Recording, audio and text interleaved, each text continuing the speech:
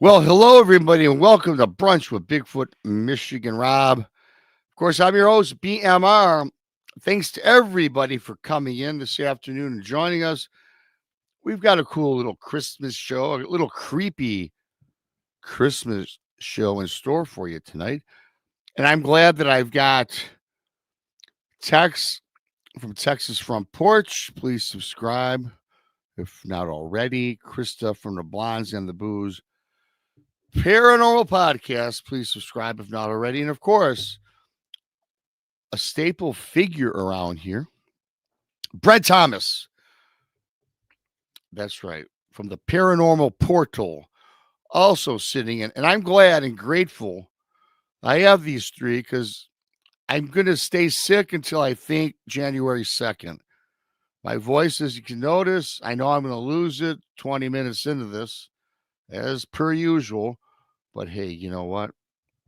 Life goes on and I can manage. So thanks for coming on in. If this is your first time here, please subscribe to BMR TEX Brent Krista, Monica Rollins, Our Paranormal World, Paranormal Paul, Donnie Show says stuff, and Danielle Diva's got something out called Tea with Danielle, I believe. But just put it in her name, you'll find it. So thanks to everybody for coming in today. Have a great show, of course, as I said. Really briefly, if you like what we do around here, want to help support the show, the Super Chat's open. It's a great way to support what we do. You could also become a BMR Pirate, mateys. Join today. Join the many. Join the few. You get a picture of me in the chat room sporting a bandana. Thank you for that. of course, ever so much. Greatly appreciated also. That's right. Christmas is like what, 6 days away? And if you are a Prime member on Amazon, free shipping, you can get it in time for Christmas. Bigfoot Mr. Rob presents True Cryptid Encounters Book 1, Book 2, both on Amazon. You can type Bigfoot Mr. Rob in your Amazon browser. If you have bought the book already, thank you. Leave a review. It does help promote sales. It's all analytics these days. The link is in my profile page and pinned up top here in this chat. We've got a conference going on. Before I get into that, I'm going to bring up my fabulous friends from across the world. The infamous Tex. Hey, Tex. Merry Christmas. Loving the hat. I'm sporting a ho type of gear here for Christmas. So that looks cool. Tex, thank you. Got the lovely Krista from the Blondes and the Booze. Hi, Krista. Hey, how are you? I'm fantastic. I'm waiting for your cookies.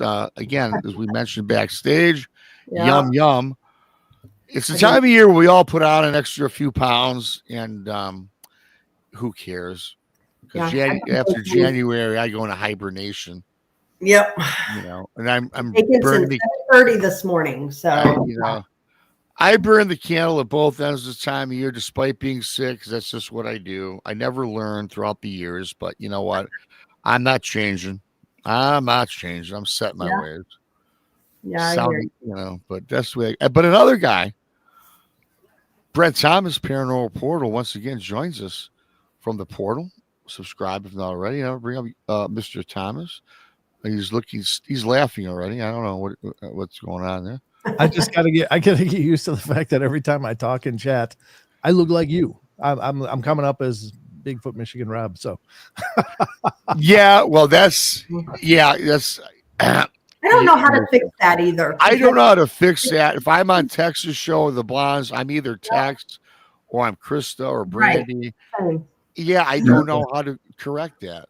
You can't correct it. It's default. Whatever show you go under, okay, that's what you chat as. So if you want to chat as yourself, you have to go open up another page of YouTube and go through the YouTube page. Yeah, that's why I use my phone. Yeah. Okay. So you can. I just told people I was channeling you, Rob. I'm just channeling. Yes, that's what we all do. And yeah, so you got to have your phone open to have your name up there, or because StreamYard, as Tex just said, doesn't provide that service, and I really don't know why. But that's okay. I just feel this sudden love for the Detroit Lions. I don't understand it. Well, you know what? Thanks for the love, but we have 19 guys on injured reserve, and my hopes are. I don't think we're going this year just because of injury. We hit the injury bug. I'm not going to say depressed, Brent, and everyone listening, but I'm not as gung-ho about them going all the way this year because I don't see us doing it now. We've got people that have been playing Nintendo on the team now that we've called off the street to fill our defense. We have lost. There's 11 starters on defense and on offense. For those of you that know nothing about football, we've got 2 starters on defense for the rest of the year in the playoffs. Oof. Yeah, the Minnesota Vikings are looking better, Brent. The skull cap wearers. Pardon me, Tex? You're still doing good, though. Y'all are still hanging in there. We're hanging in there. Thank you for that. Thanks for that. I appreciate it. I am just very skeptical now about our chances, and as most Lions fans are. So, but we have a great team, a young team, and we'll see how far we get this year because we clinched the playoffs like 3 weeks ago. So. Yeah. So knock on wood, before we really get started with the creepy Christmas stuff, we've also got something very cool coming up. Crossing Realms Conference, UFOs, Paranormal, and Cryptids, September 19th and 20th at the Eagleton Civic Center in Richmond, Missouri. Tickets on sale on Eventbrite. I have the link posted on my profile page, and I do believe that Tex and Krista do as well. If anybody out there, I think Gary might be in the chat room. He always drops it. Thank you for that. I can drop it too. and you guys can all do that. So Mhm. that'll be a fun event. We've got a ghost hunt during this, and we've got a whole bunch of cool stuff going on. I always let Krista handle that. But before I do that, here's our current lineup. Josh Hurd, filmmaker, author, lecturer. He's a paranormal guy, very popular guy. Mhm. Heather Mosier, Professor Heather Mosier, Small Town Monsters producer. Most people know Miss Heather. Frankie and Dan from the Haunted Garage. They also will be providing a haunted car for us to kind of look at. That's going to be awesome. Our master of ceremonies, Tex Wesson. Y'all know Tex. Greg Ogles, filmmaker, researcher. William Lunsford from Arkansas, the Falk Monster Hunter. That's right. He'll be there. Ronald Murphy, Lady Ann Celine, they're speaking. Dr. Dean Bertram. Dean's a great, fascinating guy. If you want to talk UFOs and strange stuff, Dr. Dean provides it. Special guest Dana Stricker, psychic medium lecturer Ken Gerhard. And of course, Brent Thomas will be there as well. We've got two other people I know, Krista, to add to this growing featured special guest list. Mike Famillant. I'm gonna bring this down. I'm gonna get rid of this right quick. I was going to say Mike Famillant is one, and Ryan Edwards, and actually Jason is working on another poster. We've been in touch about all the extras on. All the extras. And we also need to. She hasn't been at it either, but she's doing a gallery reading, and that's Marilyn Bast. Yeah. Wow. So we've got and I think Jason was talking about we're going to do one for our sponsors too. So Mary Lynn, Para with the Normal will be featured, as well as Doug Hijack. Doug Hijack from Monster Quest is a sponsor. Yep. So he's going to be providing some more advertising for us, which is outstanding. Shaping up to be a pretty good conference. Yeah, we've got a mixture of known people and other people that maybe not so known, but it doesn't matter because this is how it all starts. And we love opinions and hearing the voice of everybody across this crazy paranormal world. And I like it because of everything we have going on. Very unique. The tickets are very inexpensively priced. And also, Krista, our ghost hunt is already almost sold out. It is. I guarantee it'd be sold out by the end of this month. Yep. Wow. Wouldn't wait to get your tickets for that. How many? Even if you're not going to do the conference part of it, if you want to do it all and you just want to also do the ghost hunt, but you don't have money for all of it, just at least get the ghost hunt tickets and go back later and get the conference part of it, because there's only 4 left. Ooh, wow. I might scout my seat at the ghost hunt for a dance or two with a pretty woman. Who knows? Tex is not scalping that ticket. He wants to be there. He wants to take on the entities. The only man I know that stuffs himself into a closet that he can barely fit in and conjures up a demon, for gosh sakes. Tex is not scalping that ticket. Yeah. So I'm not giving up my seat either. I'm going to be there. Yep. Yeah, that's right. Yeah. That's what's really cool, is that everybody's coming over there to the museum to ghost hunt with. So everybody who gets these tickets, it's the speakers, it's a special guest, it's all of us. We'll all be there. And and you know what, Chris, that speaks well for what we have going on, because all the speakers, normally a speaker, they're in, they're out, and then they're gone. But no, everybody, when the conference ends Saturday, everybody that I just posted on that little picture or flyer, they're all going to attend, which to me is a feather in our cap that they're willing to do that. And that's awesome. And then After Dark Paranormal is actually running the ghost hunt portion.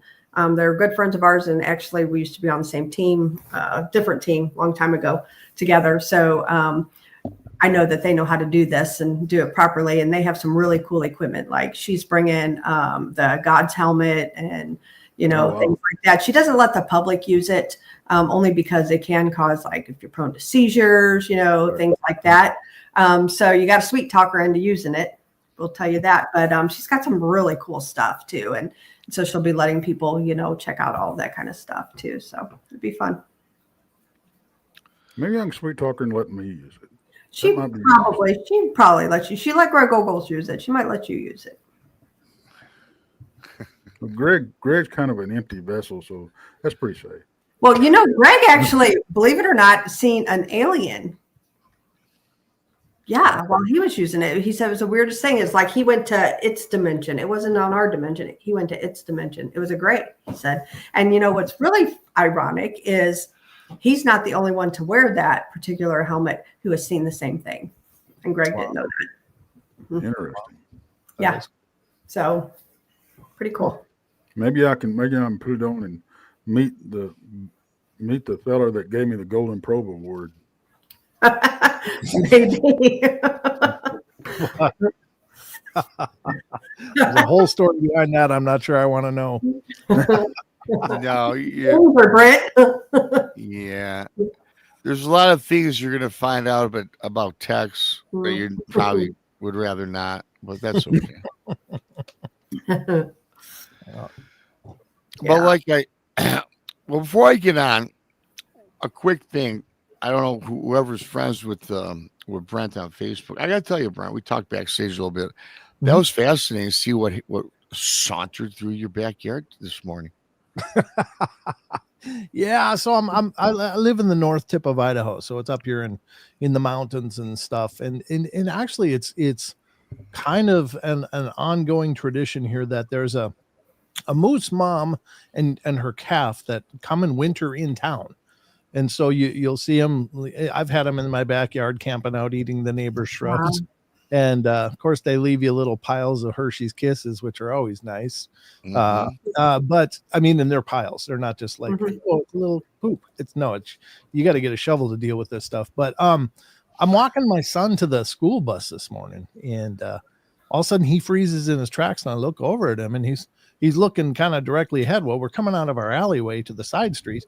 Right on the other side of the side street, like 30 feet away, is this big moose just standing there.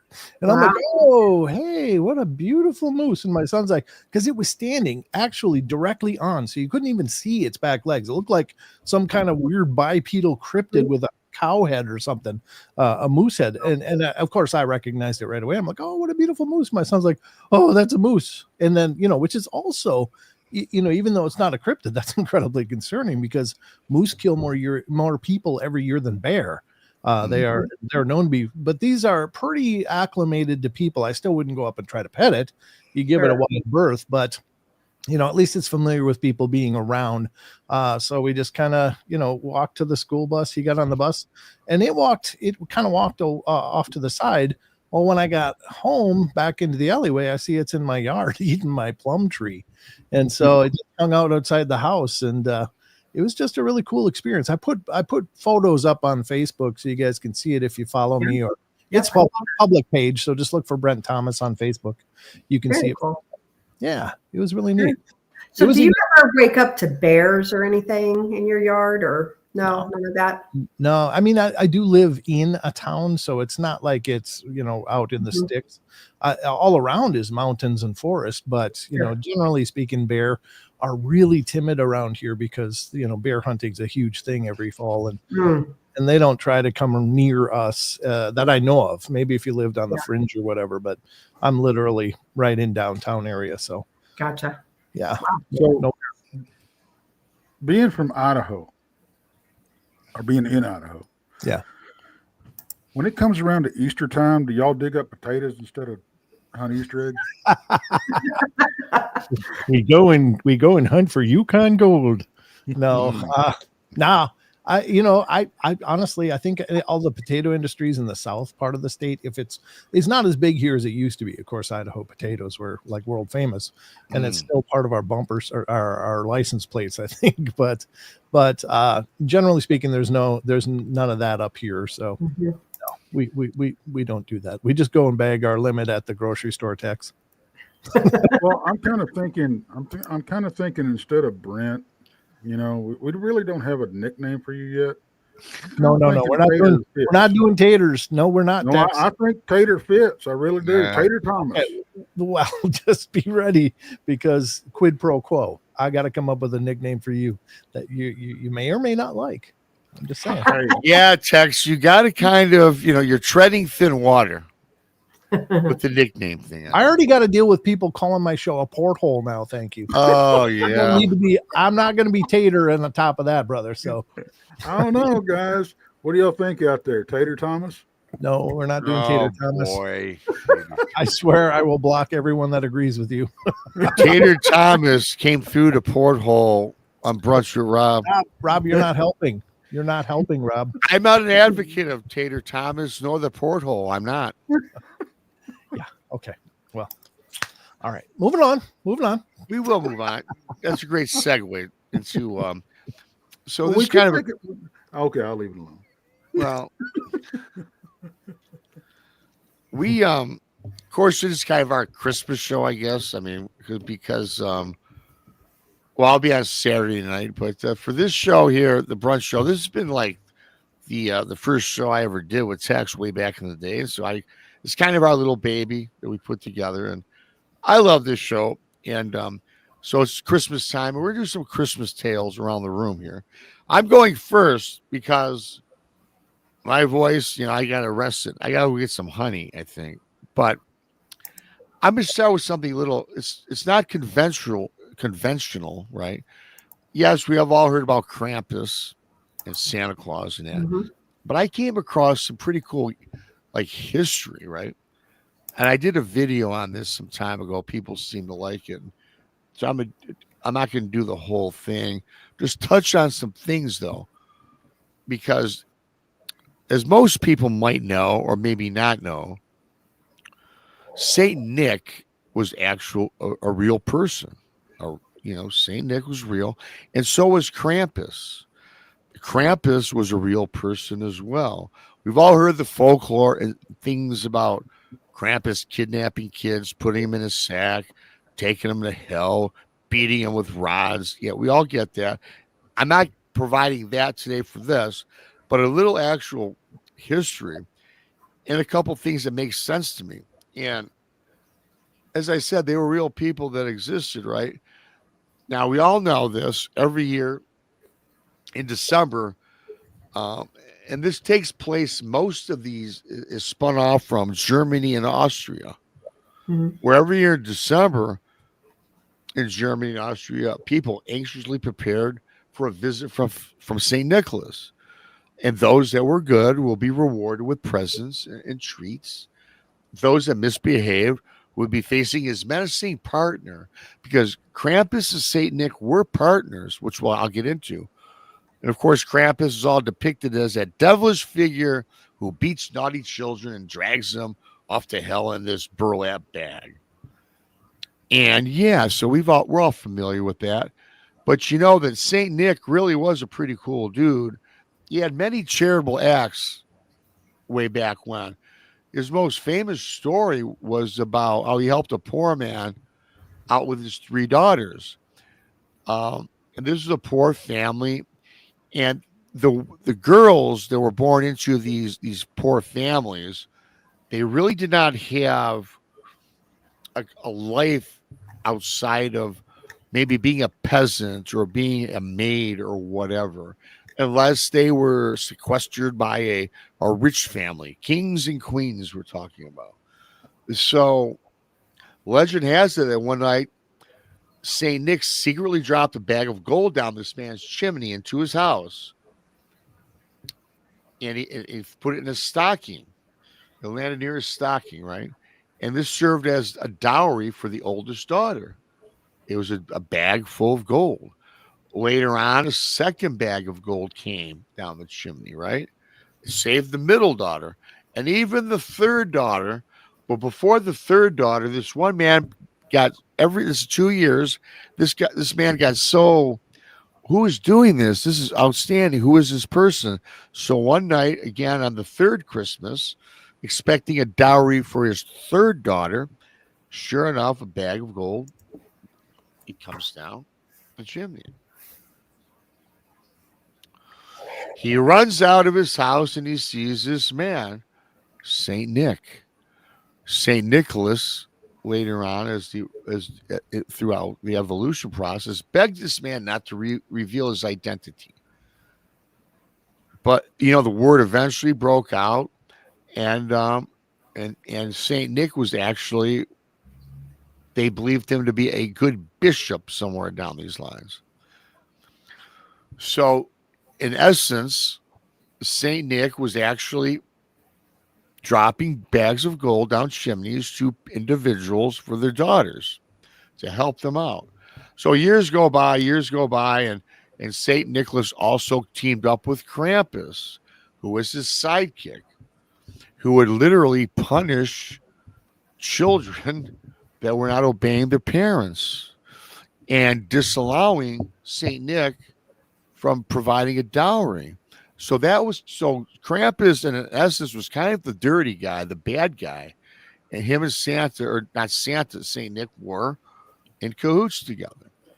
And then it goes on about Santa Claus very became Americanized, but it's from German, and it's a German name, and it evolved from a Dutch nickname, Saint Nicholas or Sinterklaas, or the shortened version was Sint Nicholas. And then Kris Kringle evolved, tracing back to his German roots, because Saint Nick's name, everybody, was Christkindl or Christkindl, which translates today directly into the modern Christ child. If that's your bag, you believe in all that, right? And then it talks about how did Krampus fit into this equation? How could Santa Claus team up with a allegedly evil person? But again, Saint Nick, he was accompanied by this man, accompanied with him, his mischievous partner, while Saint Nicholas bestowed the gifts to the children. His companion doled out the punishment to the kids that were naughty. And this happened throughout most of Germany, and it was brought up in German, I guess you could call it folklore or tale. So that was kind of the spin on it. It's a lot more involved with this. I'm not getting into that. I can't tell it all because of my voice, but that, in essence, you guys, is a little different. You guys might have heard it. People in chat, people listening later might have heard that. But I never really believed that Saint Nick, although I thought Saint Nick was made up. I thought Krampus was made up. But what I got most out of that is they both existed. Saint Nick provided for the not so well off. Krampus was there to straighten out the bad kids, and they did this. And the only thing I do remember is that Krampus and Saint Nick did originate in Germany. So I just thought I'd start to show it that brief little history lesson. If you want the whole history lesson, it's on my channel. I put it out like 2 weeks ago. So yeah, let's get the show started with that. And I know, Chris, I know you're very interested in this. And what was your take on that? Well, I mean, it just kind of even goes back to like good and evil, and you know what I'm saying? Like, I don't know, maybe a little more to, that than we really think about, Everybody's always, the big thing is, well, I'm old enough, I don't believe in Santa Claus. Mm-hmm. Well, he actually existed. Yeah. Well, it's not a mythical character, really, that you're. Yeah.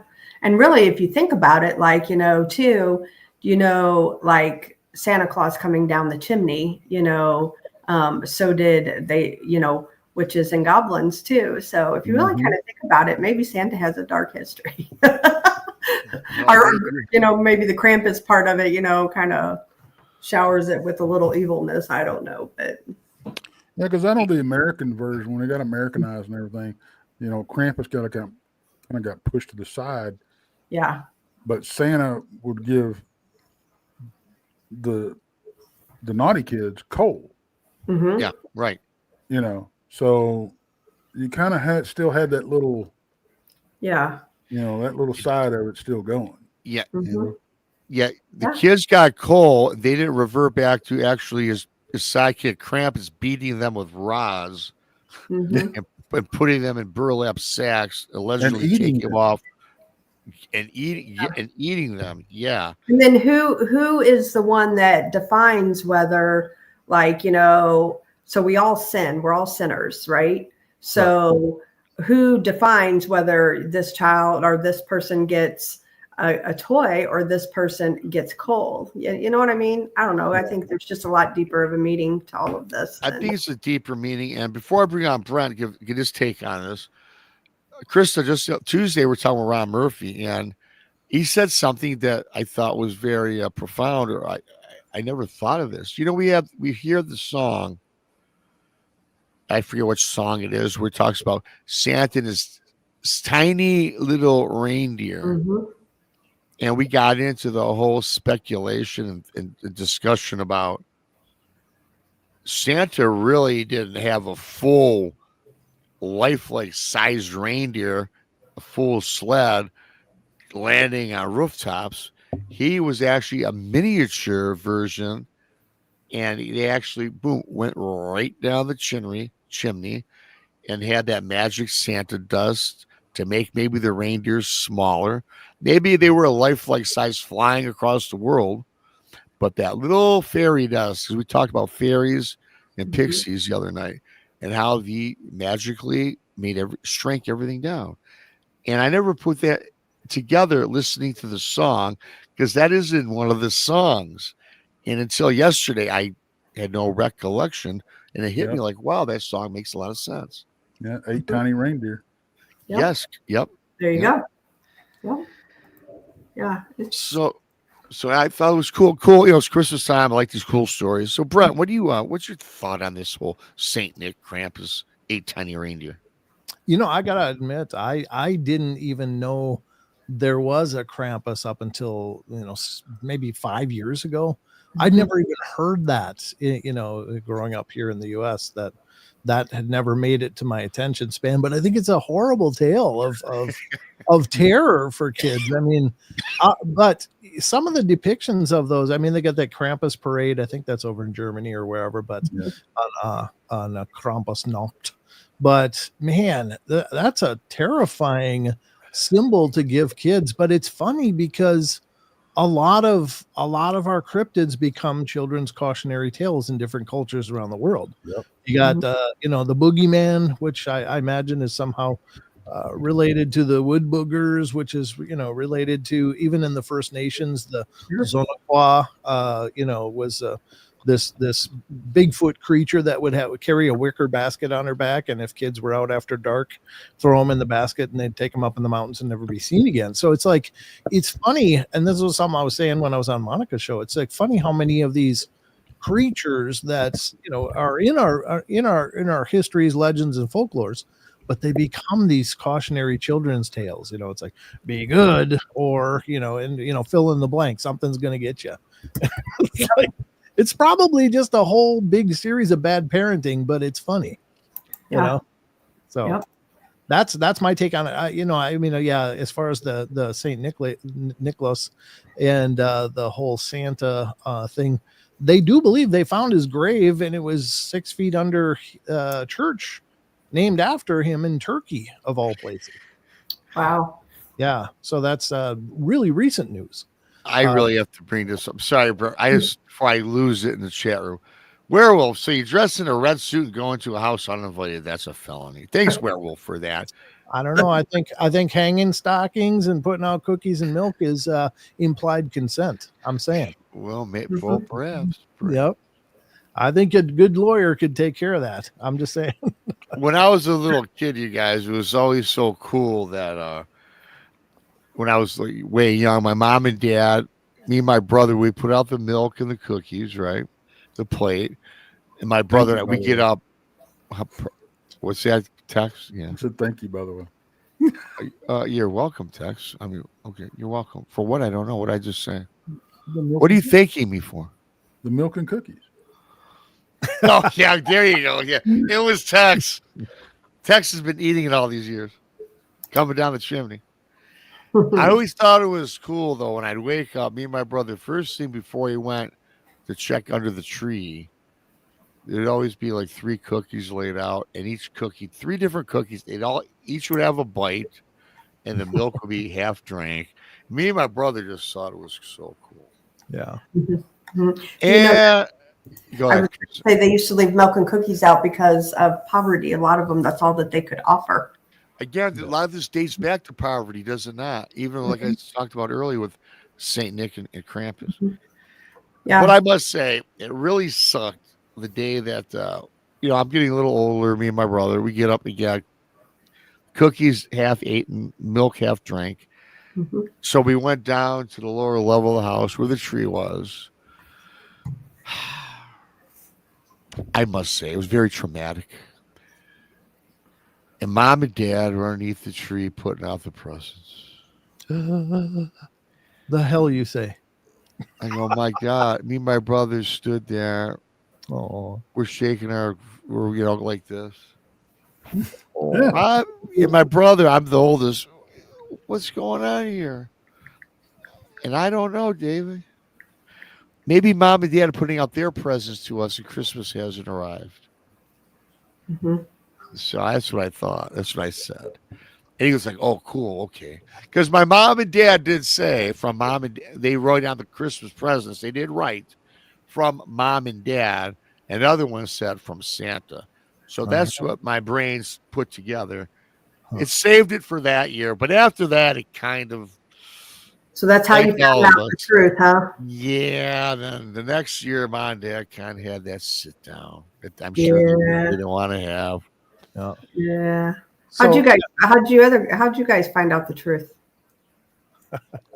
I think for me it was, I just heard kids at school saying that. I was like, and then sure enough, kind of similar. I think my mom overslept and forgot to put them out, and I came over at like 6 a.m. the next morning, jamming to go see what Santa brought, and there was nothing there.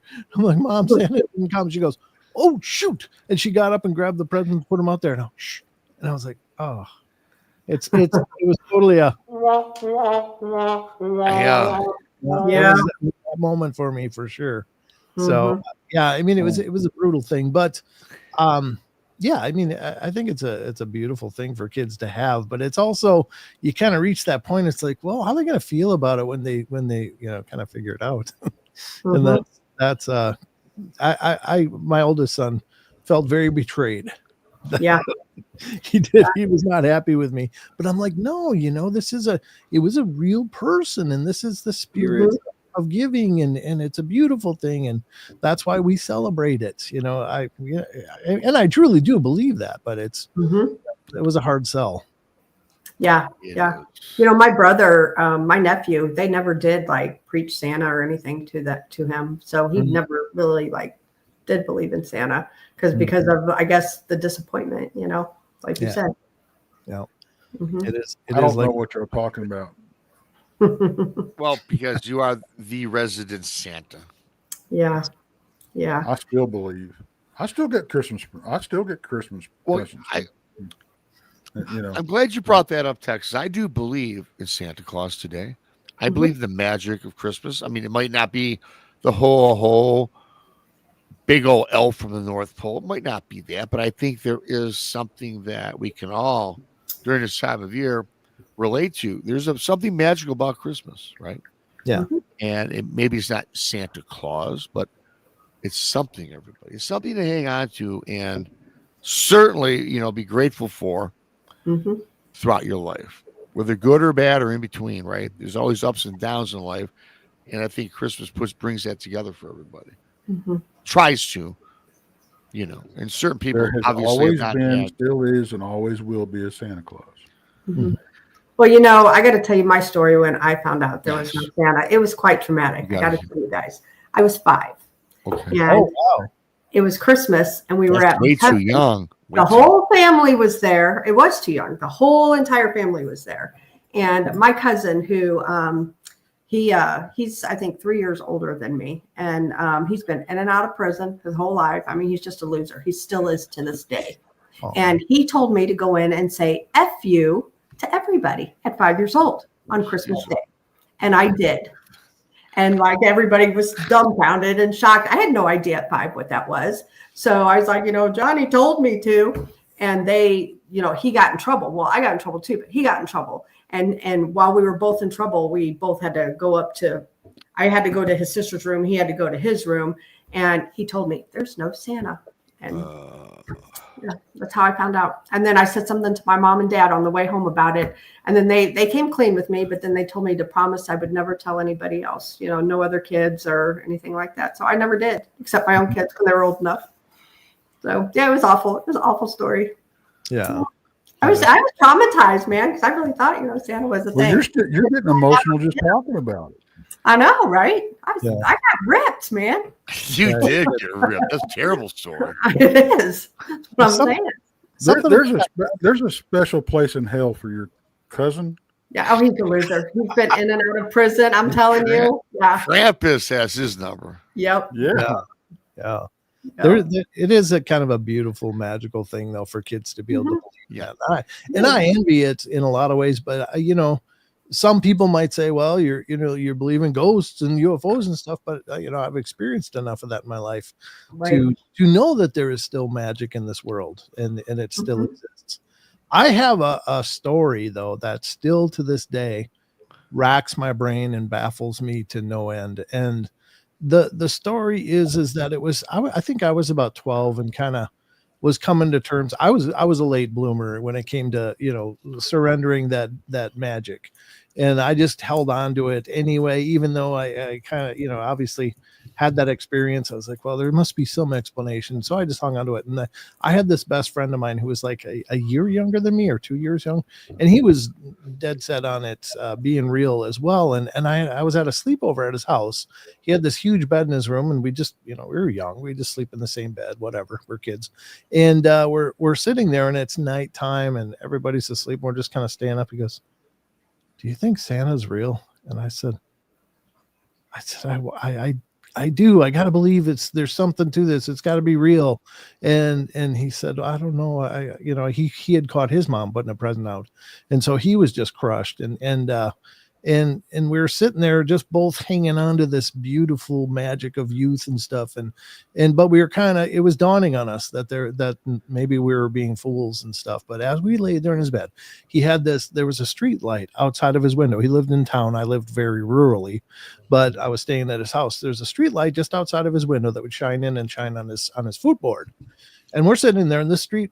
He's got this sheer curtain on there, and there's absolutely no obstruction between that light and his footboard. It just, the light comes through and shined, made this square rectangular silhouette on his footboard. And we're laying there.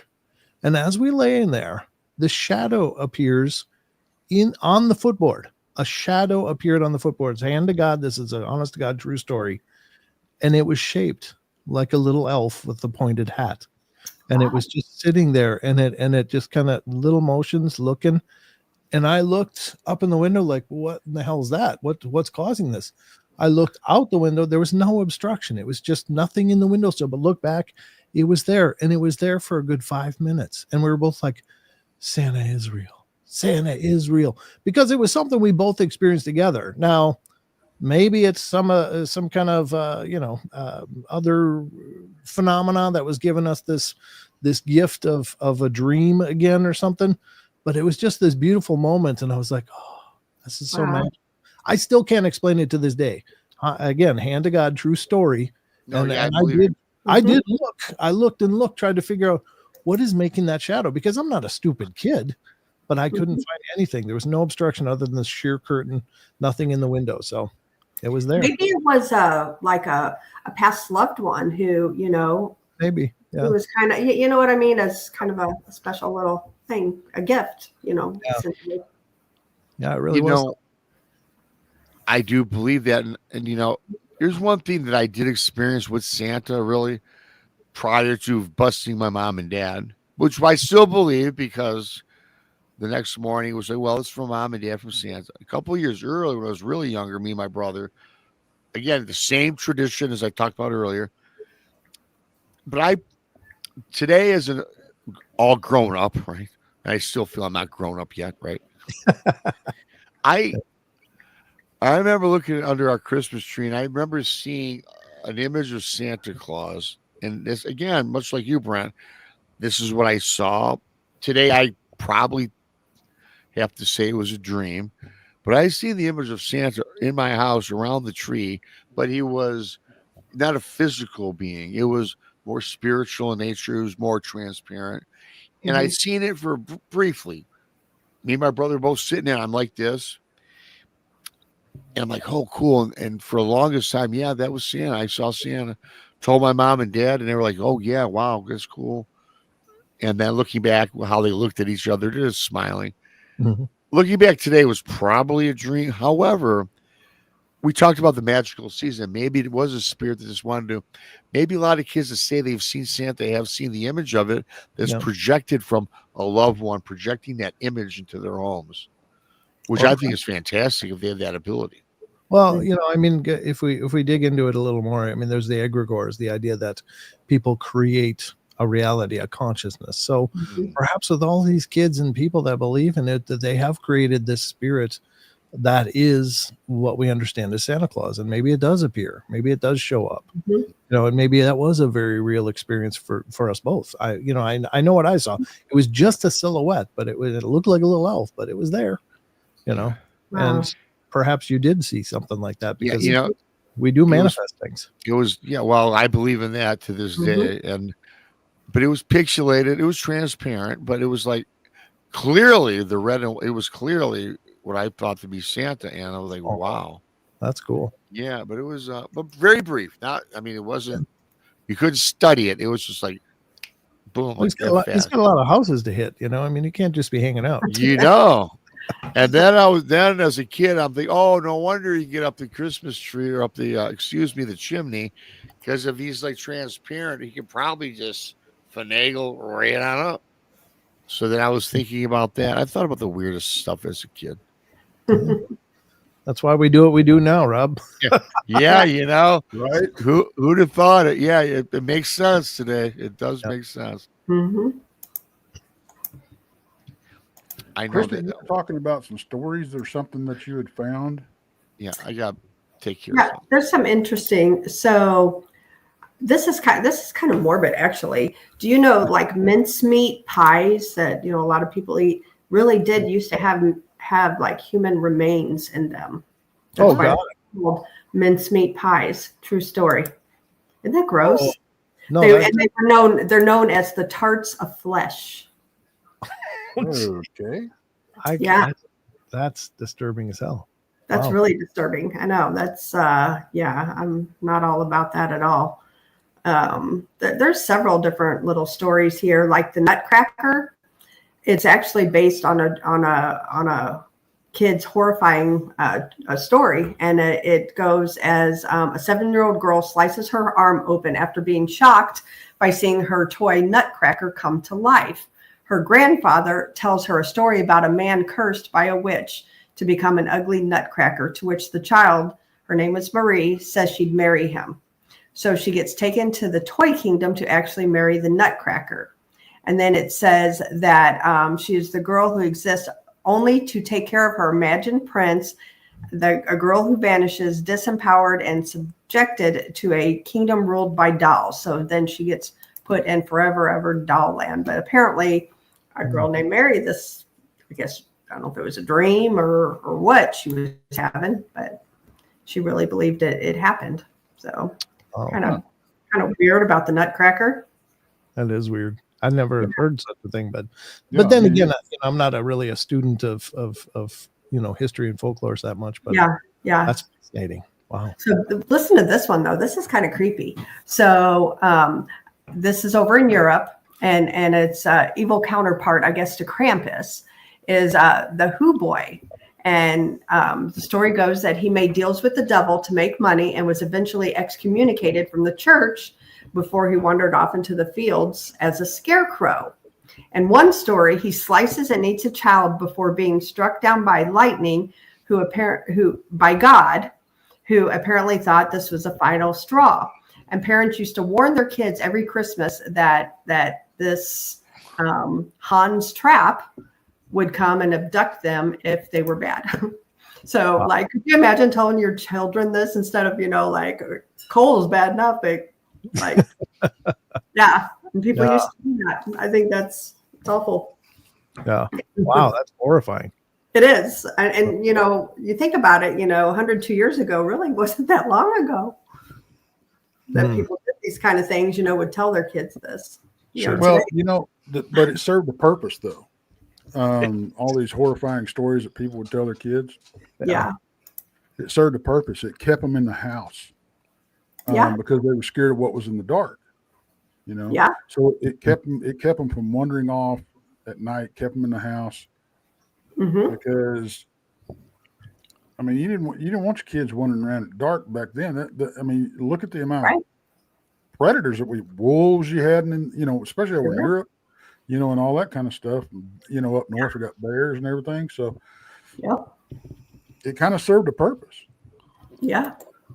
Scary though. I mean, I couldn't imagine telling my kids that, you know, you're going to get eaten and whatever by this guy. I can't imagine that, but I do. It was a very good trick that my mom and dad, especially my dad, would say, especially when we were at that age bracket of believing in Santa, where he was like, I was writing a letter. We wrote the letters to Santa, and mysteriously you would get a response. You put in the mail, and mom and dad would probably send it back to the house, and they would respond. My dad would always say, especially if me and my brother were up to no good or being bad or whatever, I would tell Santa, I'm going to send that letter back and tell him to send you guys nothing but coal. And me and my brother were like, sorry, Daddy, please. I'll you know, I'll vacuum. I'll do whatever. I'll dust, whatever. Well, whatever chore I had assigned. I have a confession.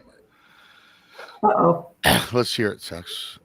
Finally, okay, especially like when I'm wearing a red flannel, you know, boots and a hat and everything. Yeah. This time of year, I have seen a little kid misbehaving in the store, and I have stopped and made a comment.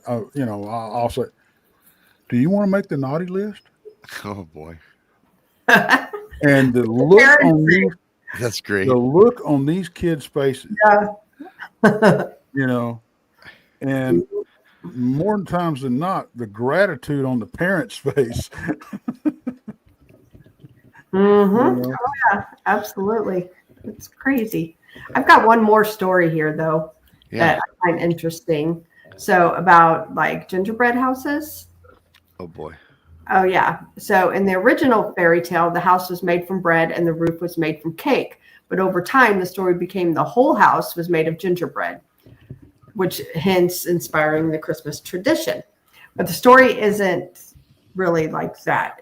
It's actually about two abandoned children who face death at the evil hands of a cannibalistic witch before eventually fooling her into climbing into her own oven. A bit much for family activity. So well, that Hansel and Gretel. Hansel and Gretel, exactly, with the gingerbread houses. Yep. So interesting how that came about. You know, the Hansel and Gretel movie. Yes. You know, I thought it was interesting that they the witch made them eat so much candy and stuff and cake that it actually gave the boy diabetes. And in the movie, his alarm will go off and he'll have to give himself a shot. Oh, which movie is this? That's Jeremy Renner, right? Jeremy Renner. He's a diabetic kid, you know. Yeah, that's right. I never thought about that. They call it the sugar sickness. Yeah, and if I've watched that movie several times for whatever the reason. I kind of like it, and it's like, correct me if I'm wrong. Did they not come back as spiritual warriors that would go in and seek out and expel witches in the forest? Right. Well, not spiritual, but they became witch hunters. Yeah. They became witch. Yeah, not spiritual, but they would go off these entities, alleged witches, or okay. That was a pretty cool movie. I have seen it a few times. Yes. Yeah. It's just weird. A lot of like you know, these start out, we know them as children's stories, but they're really pretty horrifying, some of this stuff. Yeah, well, all the fairy tales are. Yeah. Or the Grimm's fairy tales. Werewolf brought that up. That's even So nursery. I've got a yeah, really, Brent. Yes, yep. Yeah. I've got a ghost story, Christmas ghost story. So if I can get through it, we'll see. Sorry about the background noise, guys. Back when I was just a baby, my folks started a Christmas tradition that might sound familiar to many of you out there. On Christmas Eve, they'd leave a plate of cookies by the fireplace for Santa and a small pile of hay for his reindeer. Santa's going to be hungry after such a long journey, Mom used to say to my older brother. Of course, at that time, I was too young to remember her doing this. But my brother told me later on that when he'd wake up on Christmas morning, there'd be nothing left on the plate but crumbs. So that was surefire proof that Santa had indeed visited our home that night. When I got to be around 5 years old, my family moved into a new home just south of Nashville, Tennessee. Well, it wasn't really new. It was an historic Victorian house that had fallen into disrepair. I remember it being kind of spooky looking with boarded up windows, creaky floors, yellowing wallpaper. The walls they had a strong musty smell. As if they hadn't had fresh air in the place in years. It was what you would generously call a fixer-upper. And it was like the perfect, project from my dad. What my dad liked best about the place, it was large, rolling front yard. Now you know how in every neighborhood there seems to be one family that goes hog wild with Christmas lights during the holidays. Well, that was my family. My dad strung hundreds of twinkling lights around the yard, bought huge plastic snowmen, elves, candy canes, and a manger scene. He even rigged a giant lifelike Santa sleigh on our roof, flashing brightly for the whole world to see. And every December night, a long line of cars would drive by our home, some folks coming from miles away just to see our display. Now, for some neighbors, such a holiday tourist attraction would quickly become a nuisance. But our neighborhood seemed quite happy about our festive spirit. They told us that the strange old woman who lived in the house before us never seemed to celebrate Christmas or any other holiday. She had lived in the house for years, long before our neighborhood was built around her. She was rarely seen, and her house stood dark and silent, with its curtains tightly drawn. The neighborhood kids believed she was a witch and whispered ghastly tales about her at Halloween, and when she suddenly passed away, the house remained a gloomy, empty ghost on the street. So our festive Christmas tradition was a welcome sight to our neighbor. But about a year after we moved into the house, I began to notice that one of our traditions had become suspiciously absent. My parents weren't leaving the plate of refreshments out for Santa and his reindeer. When I asked why, my mom quickly told me that since we had moved, we were now one of the first homes on Santa's route. So now he wasn't hungry when he came into our home. In fact, if we let him fill up on himself with cookies at our house, he'd be too full to bring toys to the other children around the world. Well, what excuse didn't fly by me? That excuse didn't fly with me. So the next Christmas, I asked my mom the same question. She gave me the same answer. But by then, I had begun to notice that I wasn't getting a lot of gifts I really wanted. He never brought me the horse or the rocket ship or the baby sister that I had wanted.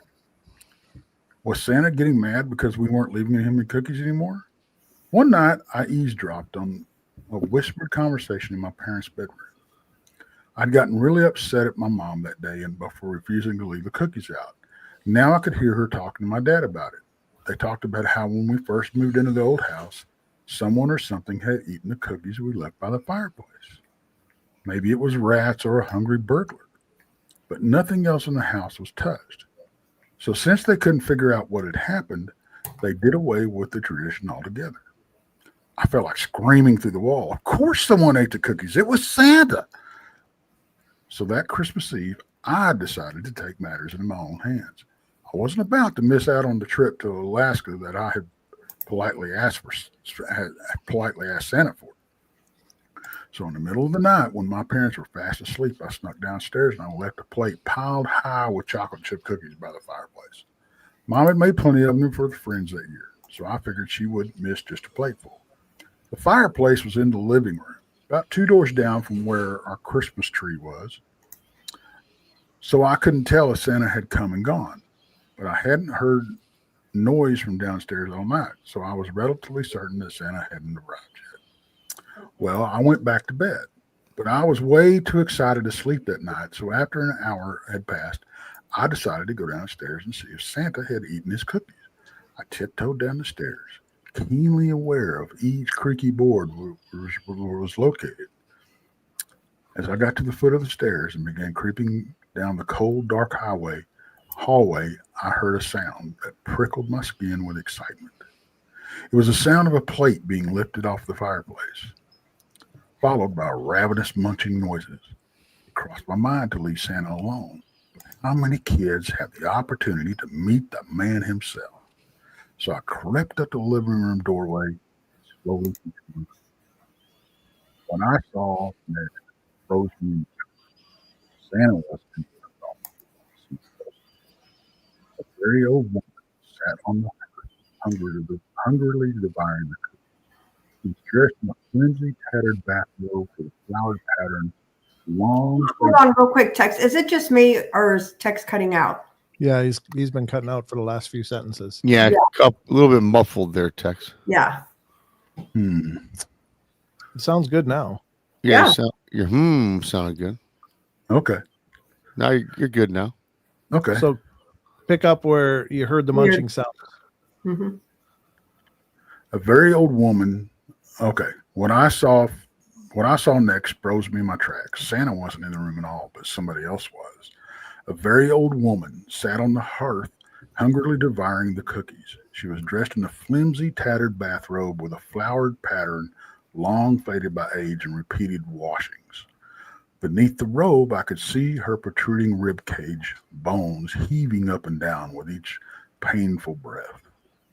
Her face looked deathly thin and pale, and her bony hands trembled as she lifted each cookie to her mouth.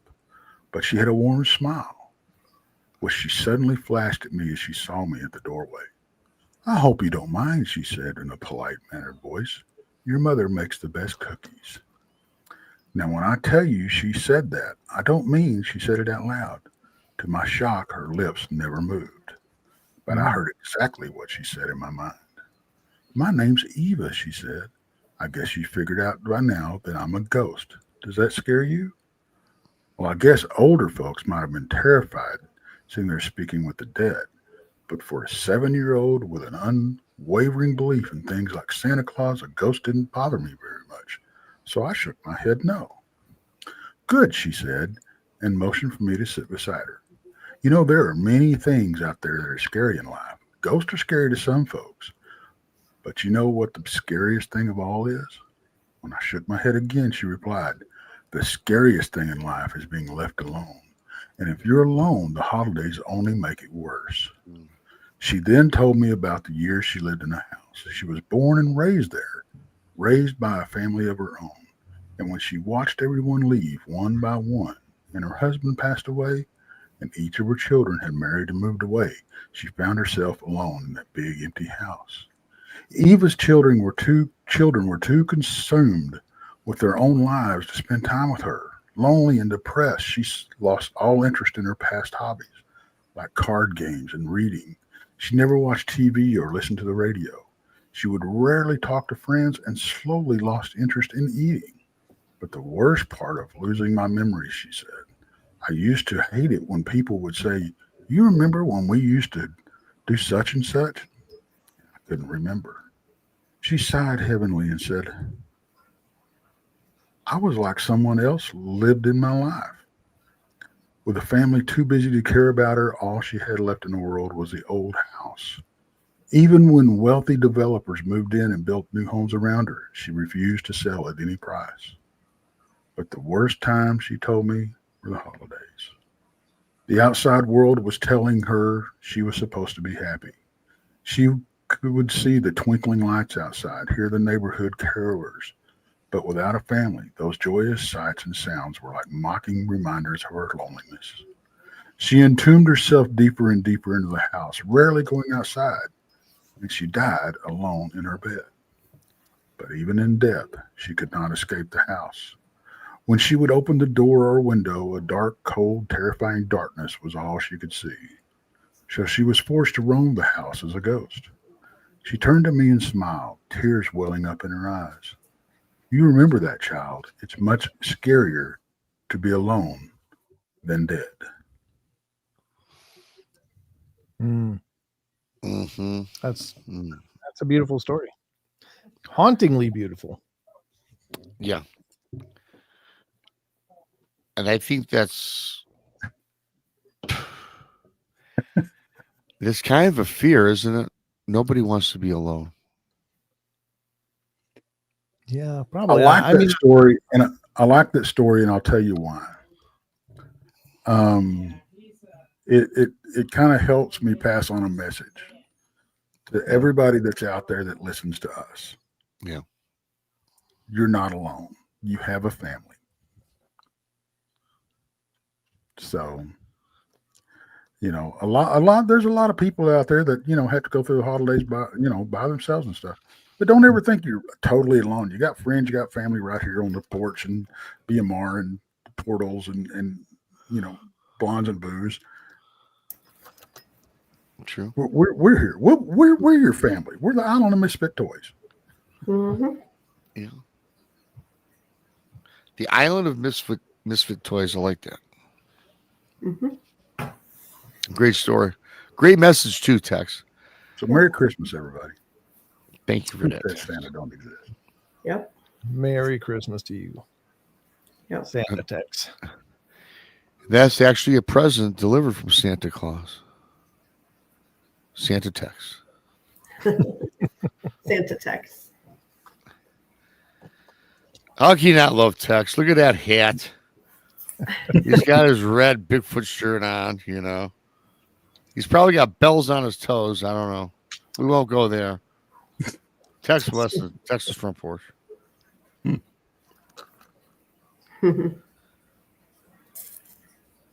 Yep. Merry Christmas to everybody.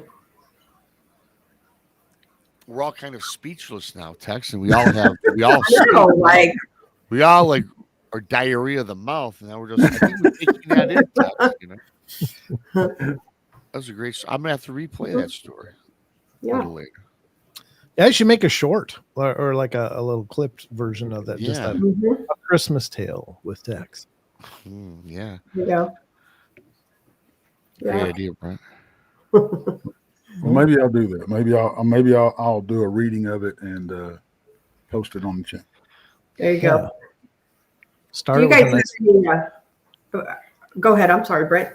I was just going to say, start it with a nice fireplace shot, and then you do Tex sitting in the wingback chair and his festive, Christmas robe. Welcome, children. There you go. I got this vision in my head. Sorry. Yeah. Well, I actually have a vision in my head that I want to ask you, Brent, because will go on I'll go on like a live stream, and I'll go to different cities and counties throughout the United States, most particularly where there's wilderness, aka Idaho. And I always get this picture during this time of year that maybe not where you live per se, but I've got to imagine you're surrounded by the woods and the forests. Is Christmas time like more enhanced? I mean, is there a lot of small towns that are all lit up with all the big, beautiful trees are lit with lights and all the little towns and shops? Is it more of a Christmas? Because in the big city Christmas is just kind of commercial. But I was thinking in the country, assuming you live in the country, to me, it seems like it's more intimate. Am I right or wrong with that assessment? I think you're right. Yeah, I've only lived in smaller towns. I'm from Red Wing, Minnesota, which is a smaller town, and the city there always puts out the street, the festive street lights and stuff, and so I'm accustomed to that. Now they do a smaller version of that out here, but still, it's even a smaller community up here. So you're right, this is a very rural little island. Like up here, it's like oceans of trees and some development, but then you hit these towns that are spotted through the mountain forests and stuff. And they're really, I mean, they take a lot of pride in it, and they do, like, all the trees on the boulevards are decorated with lights and stuff. So it's really neat. But I don't really have a big city comparison to compare to. It's just what I'm familiar with. So I don't know if it's less or worse or more or better or what, but it's just been my experience. Yeah, like I was saying, in the bigger cities, if you go downtown Detroit, it's beautiful, but it's, to me, the ambiance for me, it seems more, I like it better in the country, in the small little towns where everybody just seems to have. In Detroit, downtown is robust, much like Dallas, Texas, St. Louis, Missouri. It's all hustle and bustle. Everyone's, just got something to do. You're busy all the time. You can't stop and hold a door for somebody. Things like that. And it seems like, to me, more if you live that in the country lifestyle, which I think is awesome, by the way. I think people seem this time of year, I don't know how it is during the regular seasons, seem to be more friendly and, hey, how you doing? Help you open the door. And you're more friendly than, you're my counterpart. I'm competing with you for this. It always seems like there's competition, excuse me, in the big city.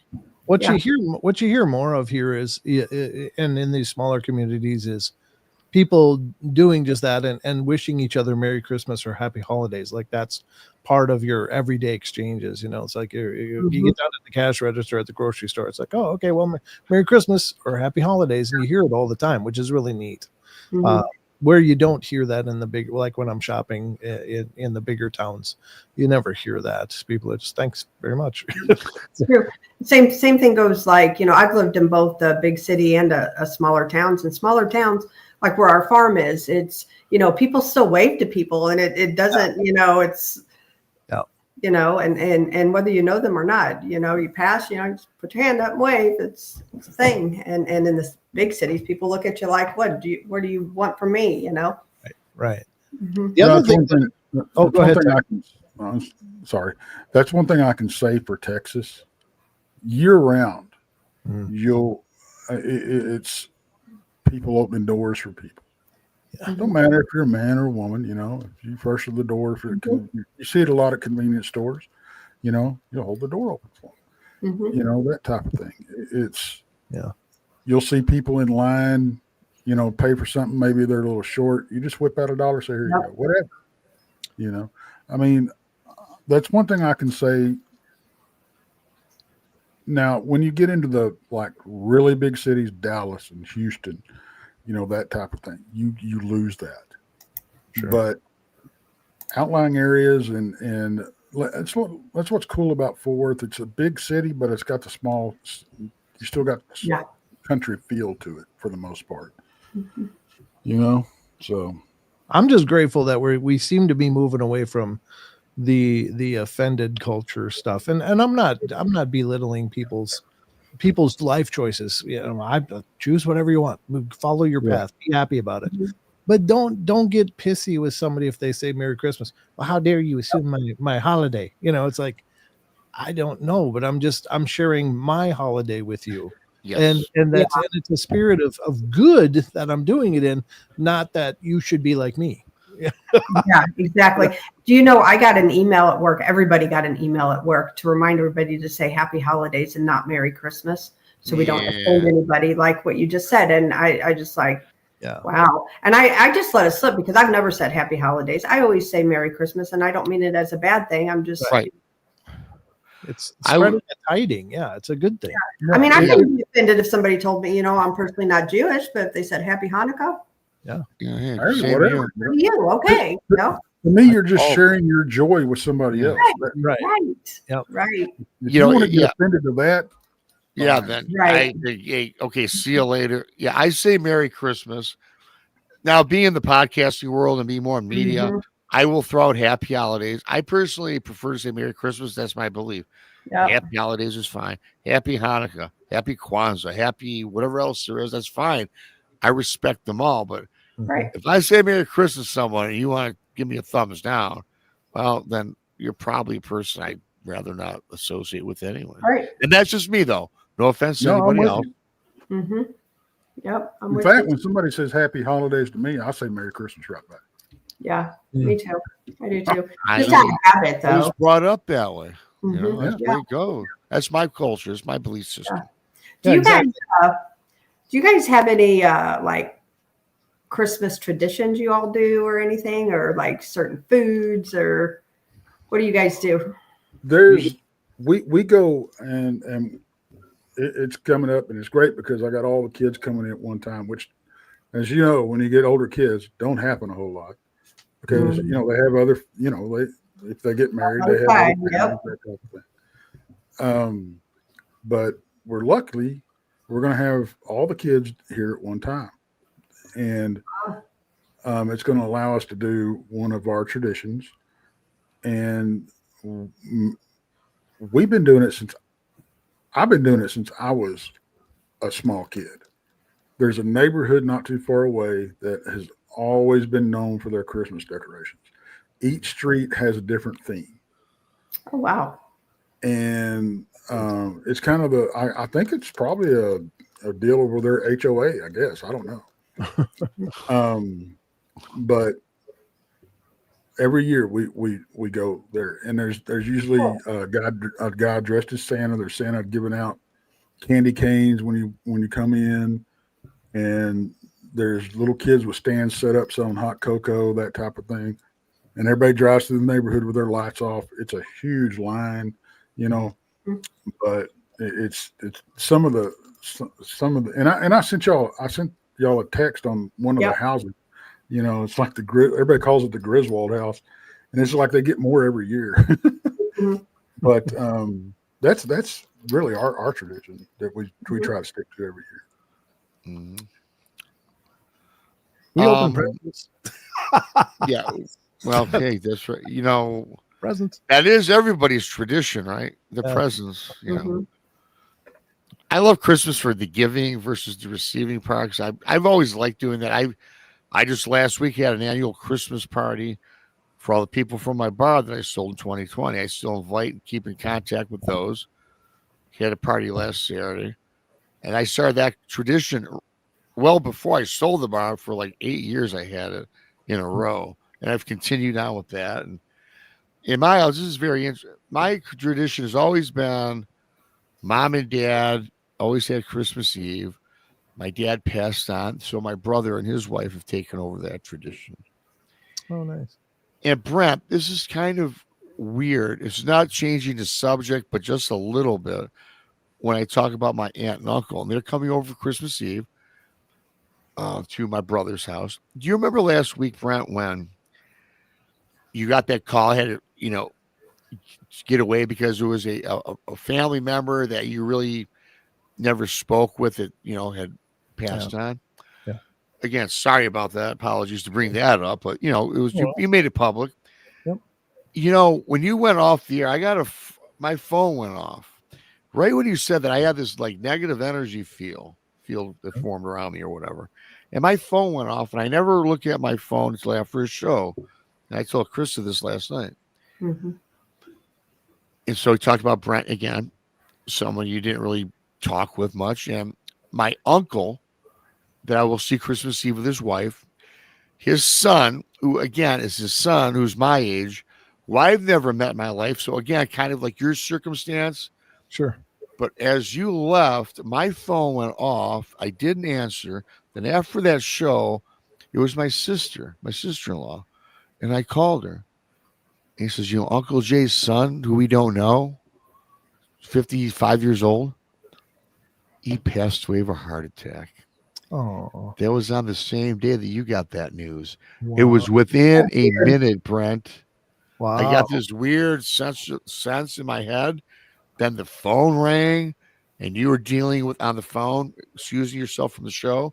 And then I read my message was oh my God, Brent, this just kind of happened to Brent in a weird way. Mhm. It just happened to somebody that I don't know in the family.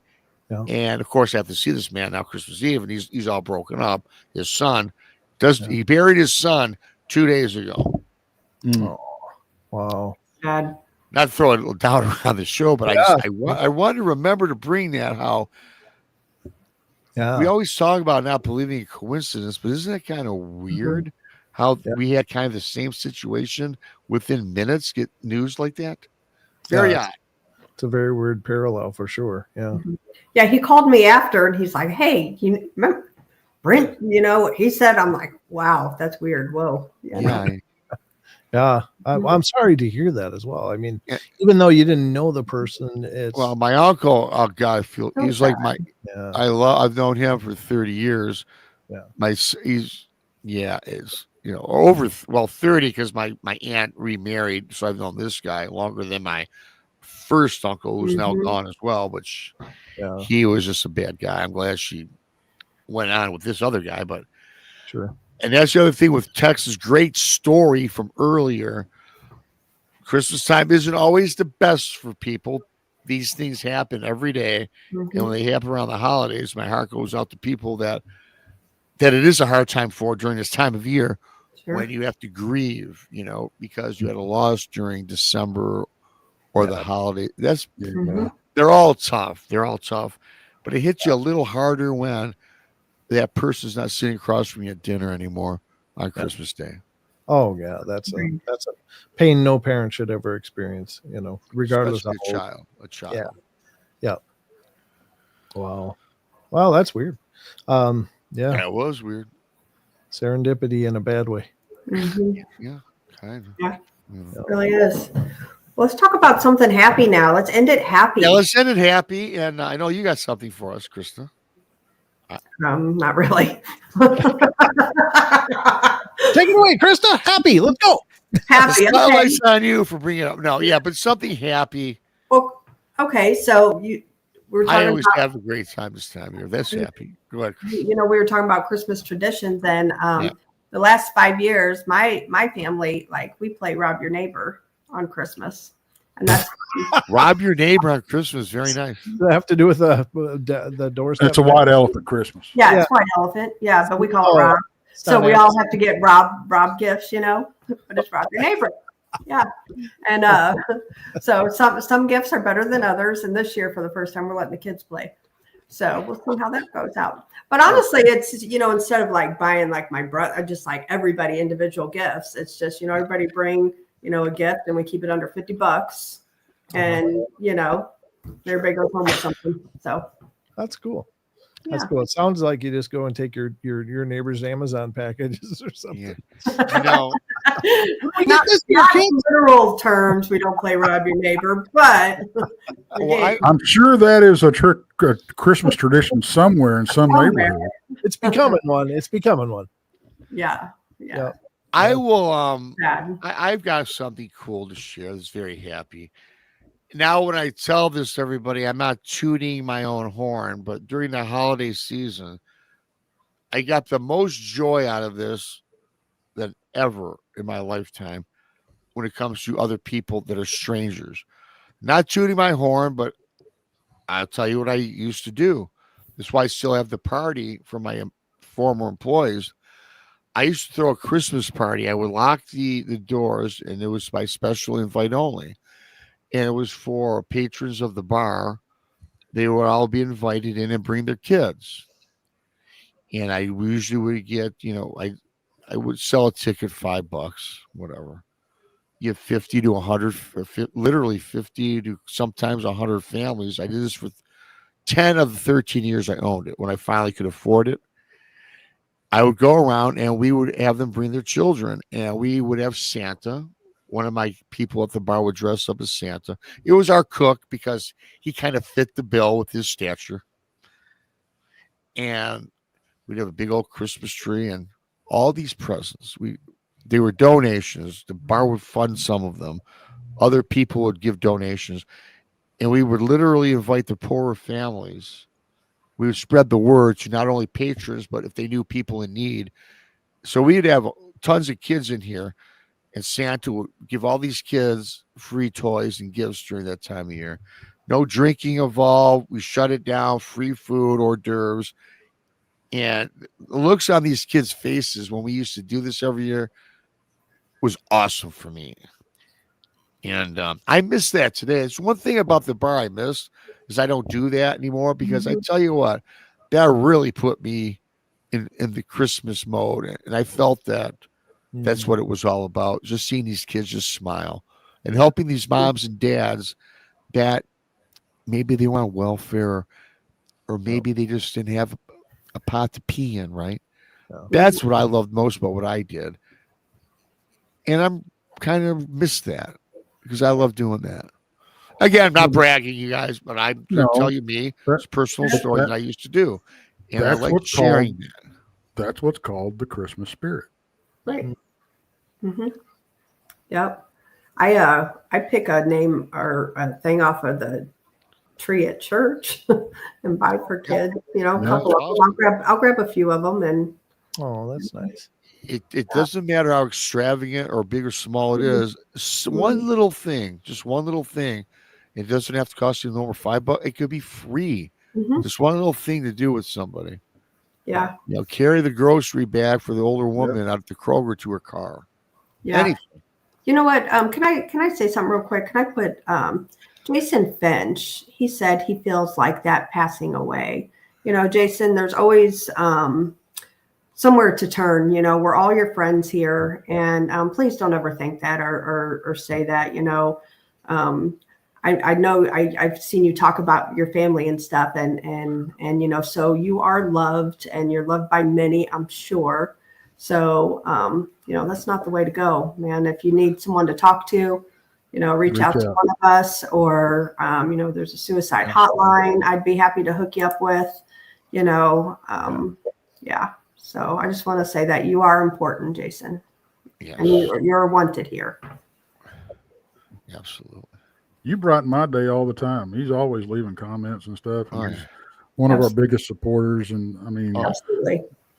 It's like we said, we're family here. You're part of the Island of Misfit Toys, you know, whether you want to be or not. Yep. And we're all misfit toys. We are. We are all broken in some way. But you know what? This is an incredible community of people. It sure is. And granted, you know, a lot of times all we see is words on the screen, but you can feel the heart and the love and the friendship and the camaraderie in these chat rooms.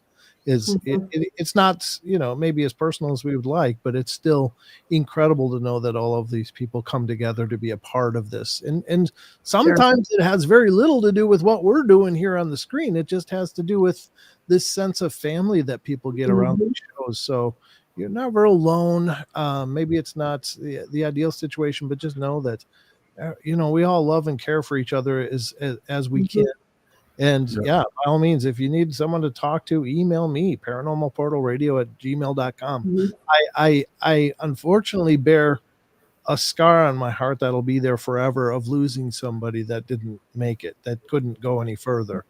And it's something that never will go away. And it chokes me up even now to talk about it. It's just, there's always a way through it. Just remember, one of my favorite things that I ever saw is just remember, you are an infinite cosmic soul having a very temporary human experience. So don't, you know, just reach out, find love, find, you know, someone to talk to, but please, you know, let someone help you. Absolutely.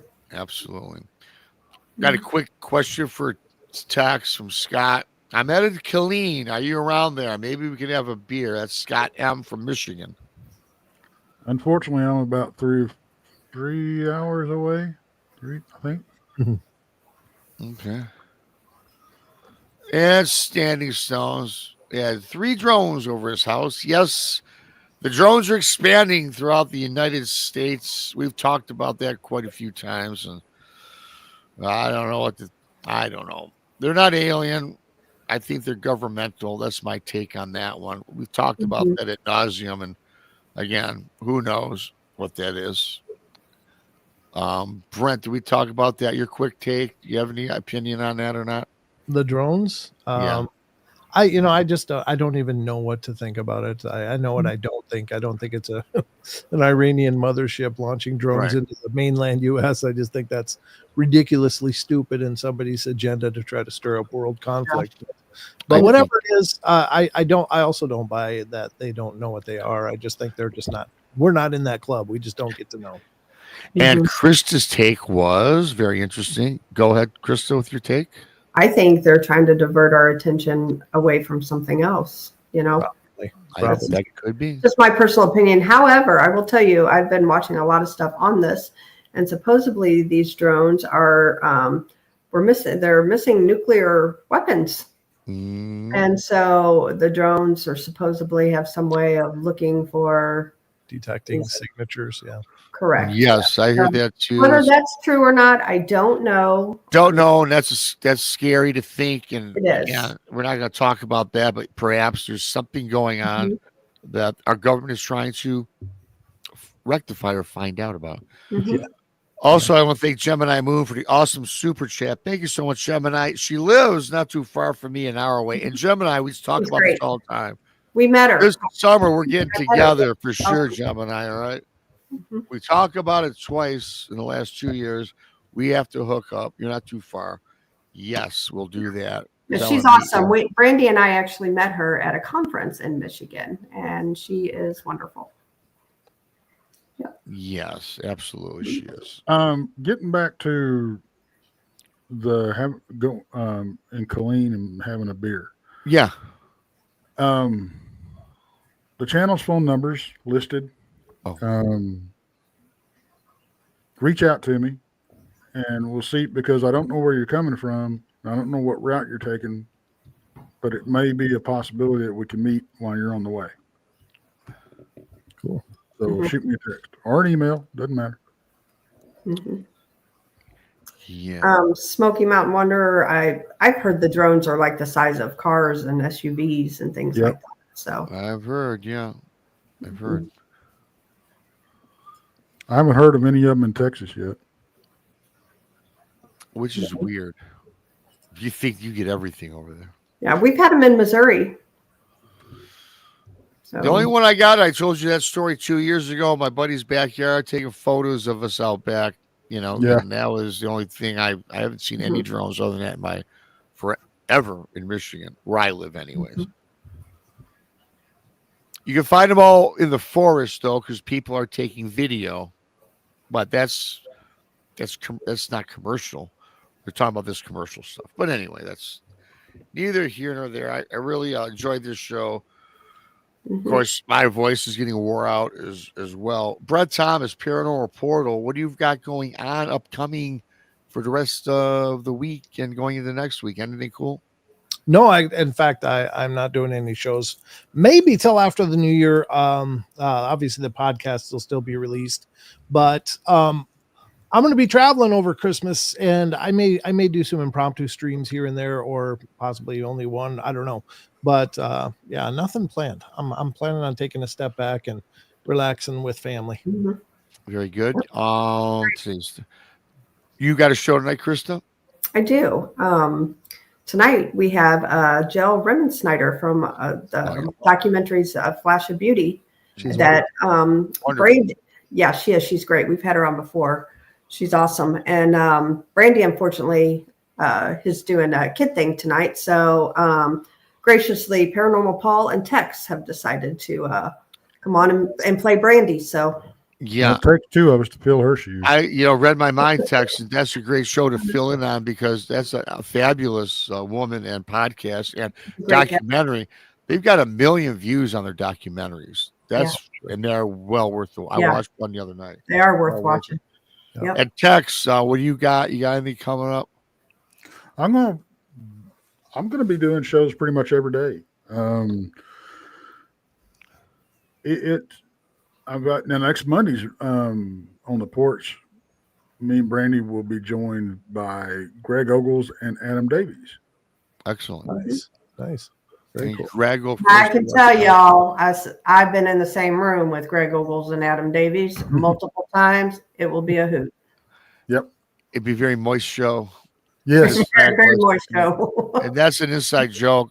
It's It nothing is. weird. By the way, Krista, I did check out your interview with Dave Schrader, and that was really wonderful. You guys had a Thank great discussion with Dave. That was a good show. Yeah. Thank you. He's awesome. It was a great Yeah, he's show. a great guy. If I missed you out in the chat room, thank you so much for coming on in. Please like, share, and subscribe, especially if you're new to all of our channels. Brent Thomas, Paranormal Portal, Texas Front Porch, Bonzaboo's Paranormal Podcast, Paranormal Paul, Monica Rollins, Our Paranormal World, Donnie Cho Says Stuff, and Danielle Diva. Check her out at Danielle Diva for her channel. Pretty cool channel she's got going on. Thanks to everybody. Saturday night, midnight, me, Tex, Monica, Brandy, and I think Krista's got the night off. We're doing another Saturday night at midnight special for y'all. Go check us out. If I don't see you in the meantime, Merry Christmas, Happy New Year, all that good stuff. But we'll be on before then anyways, at least one or two more times. With that being said, thanks to Brent. Thanks to Tex. Merry Christmas, everybody. Merry Christmas. Thanks to everybody. Hit the like button on your way out, everybody. Turn on the alert bell as well. I just got to find blah, blah, blah. There it is. See y'all later. See ya.